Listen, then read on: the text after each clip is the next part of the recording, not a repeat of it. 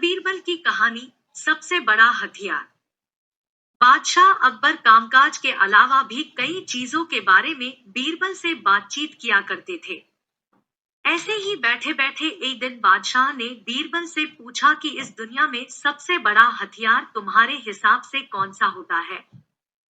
इस बात के जवाब में बीरबल ने कहा कि संसार में आत्मविश्वास से बड़ा हथियार कुछ और नहीं हो सकता है। यह बात अकबर के समझ में नहीं आई, लेकिन फिर भी उन्होंने कुछ नहीं कहा।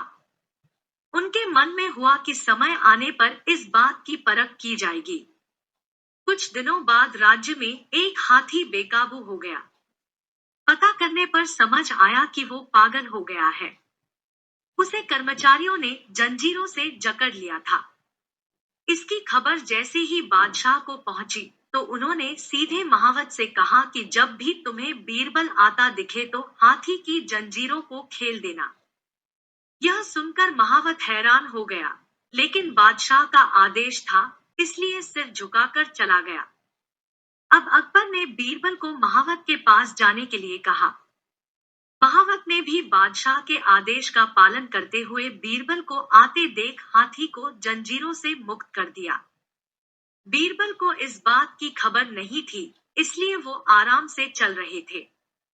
तभी उनकी नजर चिंघाड़ते हुए हाथी पर पड़ी।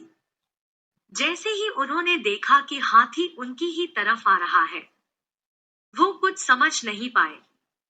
कुछ ही देर में उनके दिमाग में हुआ कि बादशाह ने मेरी आत्मविश्वास वाली बात को परखने के लिए ही इस हाथी को मेरे पीछे छोड़ने का आदेश दिया होगा। अब बीरबल इधर उधर भागने की सोच रहे थे, लेकिन ऐसा कुछ हो नहीं पाया। सामने से हाथी आ रहा था और अगल बगल में भागकर जाने की जगह नहीं थी। इतने में हाथी बीरबल के काफी करीब पहुंच गया। तभी बीरबल ने सामने एक कुत्ते को देखा और उसे टांगों से पकड़कर हाथी की तरफ फेंक दिया। कुत्ते चीखते हुए हाथी से टकराया। उसकी ऐसी चीखें सुनकर हाथी वापस उल्टी दिशा में भागने लगा। कुछ ही देर में इस बारे में बादशाह अकबर को पता चला।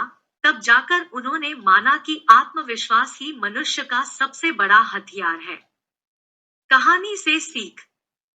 हर किसी की बात पर यूं ही भरोसा नहीं कर लेना चाहिए। बात की जांच और परख करना जरूरी है। दूसरी सीख यह है कि इंसान समय से पहले उम्मीद न छोड़े तो परेशानी से बाहर निकला जा सकता है।